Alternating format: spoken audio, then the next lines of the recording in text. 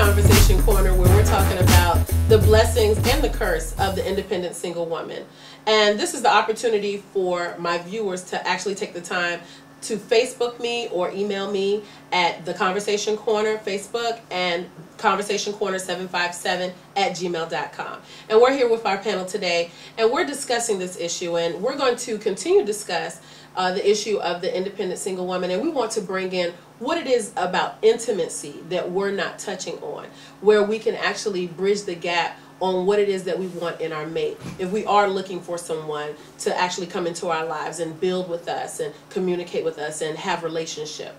Now, I have to ask Coco, are you seeing that as a woman, you know, even though you're not on the dating scene, are you finding that men approach you, but they're approaching you in the wrong way? Or are they coming at you with, you know, some sincerity about what it is that they want and they desire in their lives?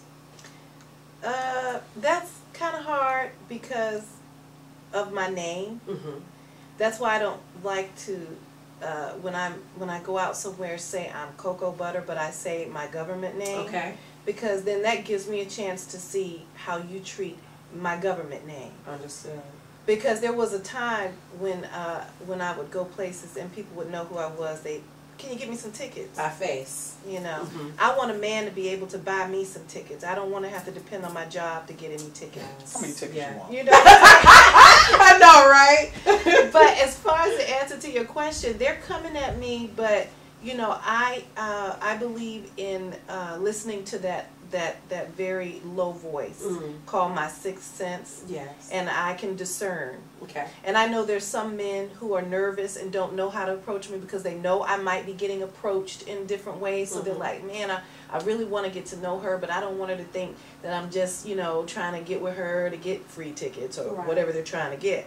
Right. Do you find that men approach you or don't approach you because they might think you're married or you're already taken or, you know, she already may have someone, so I'm not going to, you know, say anything or I'm not going to, you know, come at her? Now, there are some men who are just like that, but then there's some men that turns them on. Yes. If you're married. Yes. They don't care. I've already got, yeah, they have no got somebody. So that means, exactly. No That's right. That's right. No strings attached. Right. That means I can get in and get out without the intimacy and the emotional attachment. Right. So true. Yeah. James, with you, are you?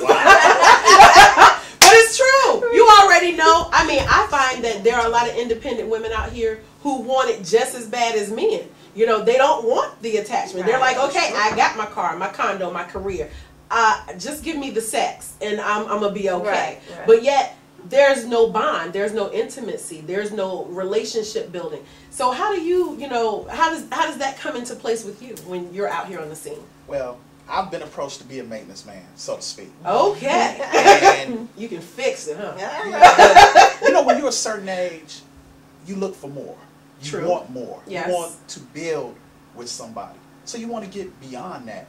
But it's a hard situation out here because, just like you said, it's coming to you in the same manner as it's just like Coco said. It's coming to you on that. Do you want me genuinely for me, or do you want me for other medicinal purposes? Right. What I can do for you? What can I give you? Whether it's monetary or sexually. Exactly. Is that okay? Okay. You know, and it's to the point. Like in my case, I don't even. I would tell a lady if I meet her, I work, but I don't tell her what I do. Because, quote unquote, certain jobs in this particular area means you got money. Right. But that don't always be the case. You could be broke on another level. Hello. I am so poor. I am poor.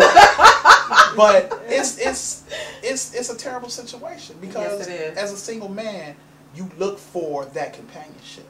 True. But I want to be able to go, okay, we're gonna do this together. I don't need a boss. I don't need a mother.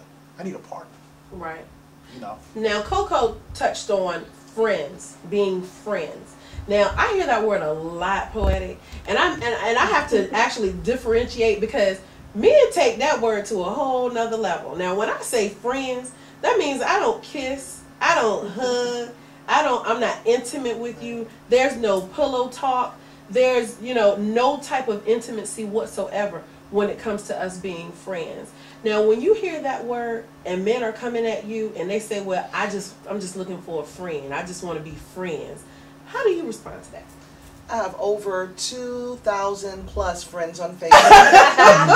I don't need any more friends. You know, right. you The know. factor is that a lot of men, I want to touch bases on a lot of things that's already been said, if that's Yes, okay. please. Coco stated that a lot of men are intimidated, or I've been told that I look married. How do you look married? How, you know, and a lot of people have the mentality, why should I purchase the software if I can download for free? Hello? Okay, so people will treat you the way you will allow people to treat you. True. Okay, so I used to be very naive. No one can hug their degrees on the wall. No one can hug their 10,000 plus shoe collection. Everybody wants to be treated like a human being. It's money, power, and respect. And love. Yeah. And right now I am very angry at love because I've been the woman that have been in search of a solitude relationship. I've also been the woman on the other end dating somebody else's husband. Right. So I had to let all of that go. Now the new poetic is celibate.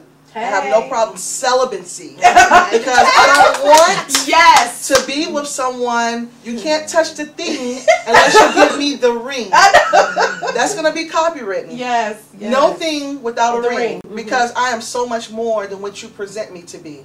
You know, I have goals, I have aspirations. You don't know where I've been. So my reasoning for doing certain things is because I want to build a future. Right.